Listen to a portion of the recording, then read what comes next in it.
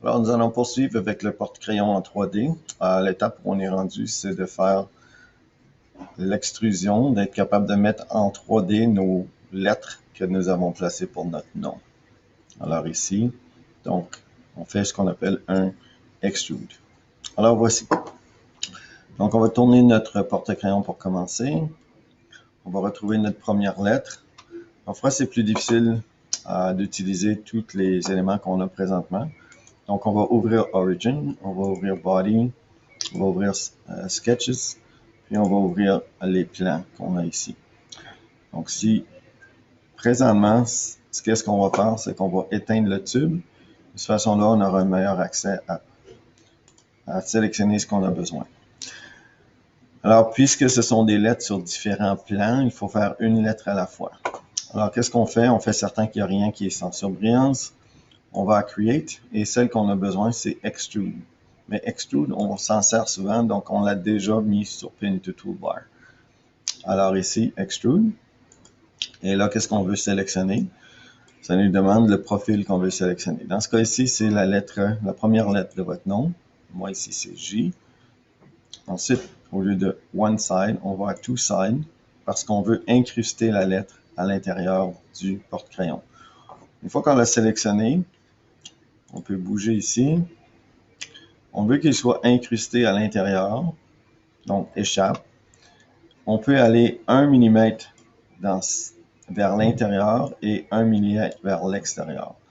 Présentement, ça dit New Body, mais avant de sélectionner New Body, on va allumer le tube, puis on va voir un peu qu'est-ce que ça va faire.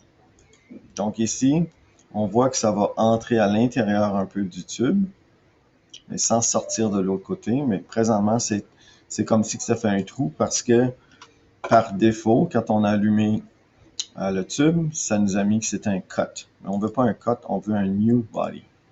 Alors si on regarde maintenant à l'intérieur, on ne devrait pas voir l'intérieur parce que on a mis que c'est 1 mm qui s'est incrusté à l'intérieur, mais on a mis à l'extérieur 1 mm.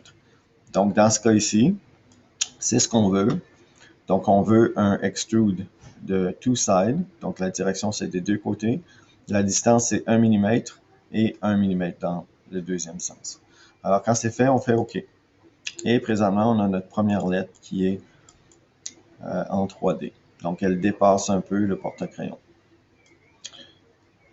Chap. Alors on est prêt à faire la deuxième lettre, mais si on regarde ici, ça dit Body 3. Le Body 3, c'est vraiment la lettre J. Alors J1. Puisque je peux avoir plusieurs lettres qui sont semblables, je vais mettre J1 pour ma lettre J. Ensuite, si j'ai E1, si j'ai E2, E3, E4, etc. Alors, voici. Donc, je clique à côté pour rien avoir en surbrillance. Je vais éteindre mon tube pour l'instant. Je vais aller à Extrude. Je vais cliquer sur le E.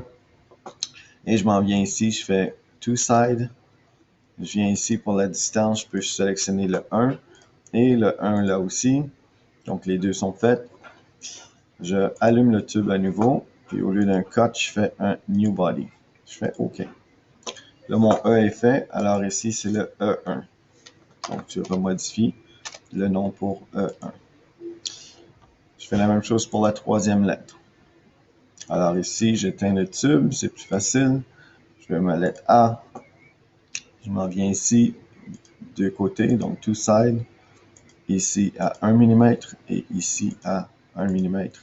Je fais OK. Et maintenant, c'est A1.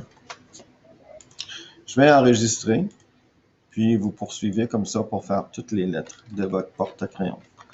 Donc ici, les initiales, j'écris toujours le même nom, porte-crayon 1. OK. Puis là, c'est V12, on attend que ça devienne V13. Et c'est enregistré.